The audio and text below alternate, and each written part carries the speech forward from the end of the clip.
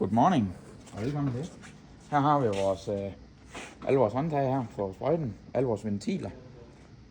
Det her vi styrer, hvad vejvæsken den vil rende her i vores system.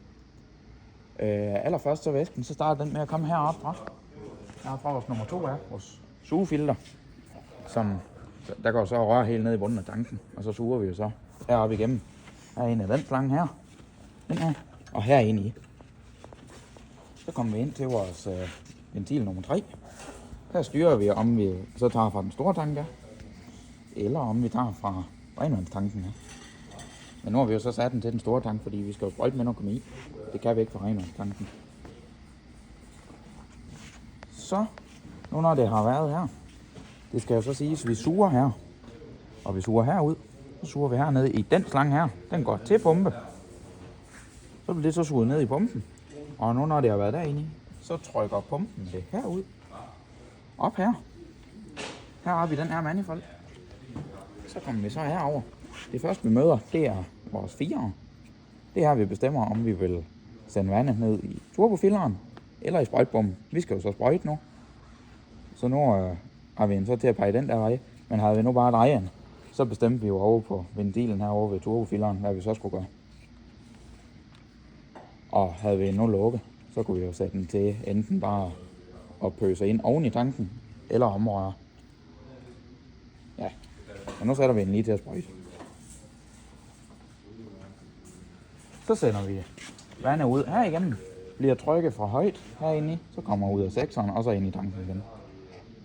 Ned igennem her, ned igennem vores selvrensende filter, heroppe igennem. Igennem vores tryk, indstiller her, vores flowmeter.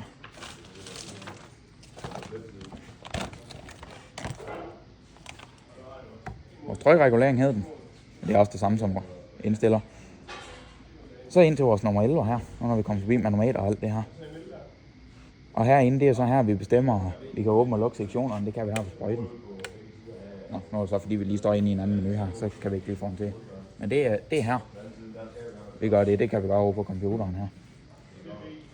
Så deler den trykket, som vi har det samme tryk ude på alle de her sektioner, vi nu har ude på bomben.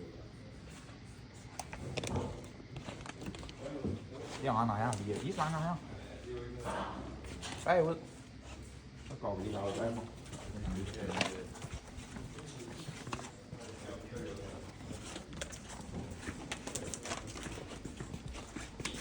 Slangerne de kommer her. Og så skal vi lige have vores væske ned igennem sådan en filter her. For at vores dyser ikke lige stopper til, eller sådan noget.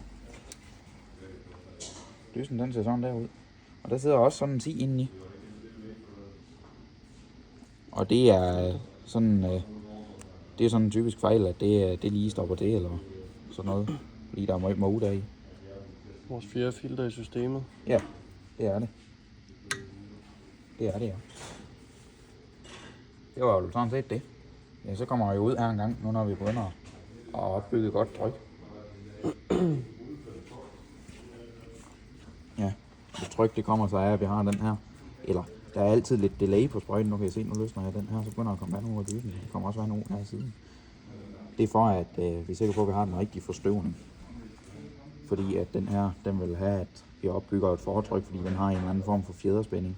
Men den gør så også, at når trykket falder, så render vandet ikke bare ud af dysen. Så hvis den fjeder inde i, den er ved at blive dårlig eller træt, så vil den stå og dryppe. Så det er en hurtig fejlfindingsmåde, Ja. hvis fjederen inde i her, den der er dårlig. Derinde i den grønne, ja. Ja. Ligesom på den. Så står den og drypper. Ja. Sådan der.